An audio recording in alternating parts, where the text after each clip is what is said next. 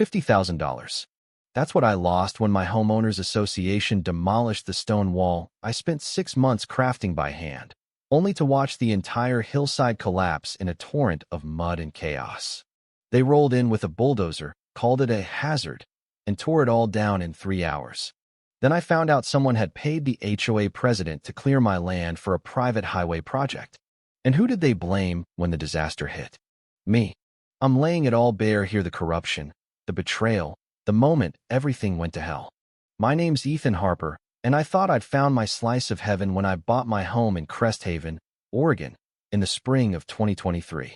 The house perched on a rugged cliffside, with a backyard that sloped into a wild expanse of pine trees and rocky outcrops.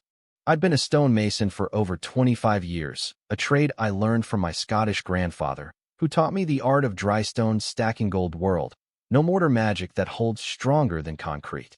When I saw that cliff eroding with every rain, washing away soil and threatening my yard, I knew exactly what to do. For half a year, I poured my heart into that wall. Every weekend, I was out there, choosing each stone by feel, fitting them like a puzzle only I could solve. It wasn't just a barrier, it was a testament to my craft, a legacy meant to outlast me. When I set the final capstone, I stood back, hands calloused, heart full, knowing I'd built something timeless. Then came Margaret Voss, the HOA president. She showed up one crisp morning in April 2024, clutching a tablet and wearing a smile so sharp it could cut glass. She had that air of someone who thrived on control, the kind of person who'd fine you for breathing too loudly. "Mr. Harper," she said, her voice syrupy with fake concern, "we've got an issue with your property." The issue? My mailbox. I'd installed it when I moved in a sturdy cedar post with a black metal box, understated and matching the house. Apparently, it violated Crest Haven's approved pallet. She handed me a $200 violation notice, printed on letterhead so official it almost hid the absurdity. "Mailboxes must be sage green, navy, or ivory," she declared, as if I'd committed a felony. I was stunned. I'd moved here to escape petty rules, not to be nitpicked over a mailbox. But then she turned to my wall, her eyes narrowing like a predator spotting prey. "We're auditing all structures," she said, her tone heavy with implication. "Some may need corrections for compliance." She snapped photos with her tablet, her fingers lingering on the stones, and I felt my stomach twist. Something was wrong, and it wasn't about my mailbox. My neighbor, Henry Callahan, a retired librarian in his late 60s, must have seen the whole thing from his porch. He shuffled over as Voss drove off in her spotless SUV, his face creased with worry. "Ethan," he said, glancing down the street. "You hear about that new resort complex on the east side? Pinnacle Resorts is snapping up land around here. Rumor is they need a new road for it." I brushed it off, too angry about the mailbox to connect the dots. I replaced it with a sage green one the next day, shelled out the fine, and tried to move on. But the chill I felt looking at my wall had nothing to do with the Oregon mist. Voss's visit felt like a warning shot. A month later, in May 2024, I caught Laura Nguyen, another HOA board member, prowling my property with a guy in a hard hat, pointing at my wall like they were planning an invasion. Laura avoided my eyes, but the man was all business, snapping pictures and scribbling notes. Before I could confront them, they planted a neon orange sign by my wall. "Danger. Unstable structure. Remedy within 30 days. I stormed out, demanding answers, but they were already peeling away in Laura's sedan. She gave me a weak wave, like she was sorry but powerless.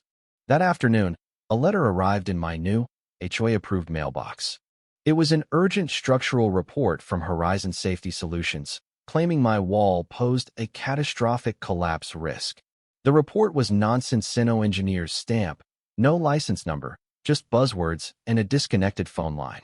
It demanded I remove the wall within 30 days or face $6,000 daily fines. I walked the wall that night, every stone as solid as ever. This wasn't about safety. This was a setup. Henry came over, his usual calm replaced by a nervous edge. "They pulled this on the Thompsons last year," he said. "Told them their pergola was a fire hazard, made them tear it down. Now Pinnacle's got surveyors on their old lot. The pieces were falling into place, and they spelled trouble. I decided to fight. At the HOA's emergency meeting in June 2024, the community center was packed, the air thick with tension. Laura presented slides with red arrows pointing at my wall, tossing around terms like geotechnical failure that sounded convincing to anyone who didn't know stonework. Voss took the stage next, her voice smooth and commanding, painting my wall as a ticking time bomb. "We can't let one resident's pet project endanger our families," she said, flashing images of nearby homes circled in red. The crowd nodded, swayed by her charisma. I couldn't take it. "Who wrote this report?" I shouted, my voice cracking with fury. "Show me their credentials. This is a scam." The room went silent, eyes on me, some curious, some annoyed. Voss smiled, unruffled. "Mr. Harper, your passion is understandable, but safety isn't negotiable." She flashed the fake report's letterhead, calling it expert verified. I was losing them. After the meeting, Laura approached me in the parking lot, her hands shaking. "Ethan," she whispered, glancing around. "I shouldn't say this, but Voss is meeting with Pinnacle Resorts. They want a highway through your cliff, your walls in the way." Before I could press her, she fled to her car. The next day, I got a call from Thomas Reed, a former HOA board member. He insisted we meet at a diner outside Cresthaven, far from prying eyes. Over coffee, he slid me a USB drive. "I quit the board last year," he said, his voice low. Couldn't stomach Voss's games. The files were damning. Emails showing Voss was a paid liaison for Pinnacle, earning $60,000 per cleared property. My wall was Target 5 on their road plan. Other families, the Thompsons, the Lindsays, had been bullied out the same way. Pinnacle's resort, a sprawling luxury complex, needed a new highway, and my cliff was the cheapest route. My wall was costing them millions in delays. On July 15, 2024, I woke to the roar of bulldozers. A demolition crew from Rapid Wreckers had descended on my property, a fleet of machines ready to erase my work. I ran out, phone recording, shouting, "This is fraud. I have proof." The crew chief, a grizzled man with tired eyes, shrugged. "Take it to court, buddy. We've got orders." Neighbors gathered, some filming, others yelling, but the crew didn't flinch. Patricia Thompson, whose pergola had been destroyed, pushed through the crowd. "This is what they did to us," she cried. Voss arrived, microphone in hand, her smile chilling. "We're protecting Cresthaven," she declared, as the bulldozer tore into my wall. 6 months of my life crumbled in hours.